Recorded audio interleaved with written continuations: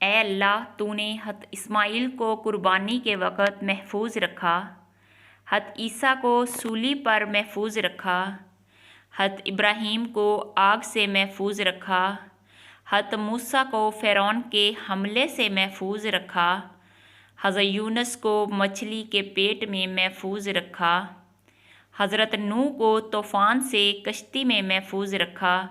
یا اللہ ایسے ہی اپنی رحمت سے اس دعا کے لکھنے والے اور اس کو پڑھنے والے اور اس کو آگے بھیجنے والے کو اور ان سب کے گھر والوں کو ہر مصیبت، دکھ، آزمائش، افلاس، تنگی، قرض، مرض اور بیماری اور ہر پریشانی سے محفوظ رکھنا۔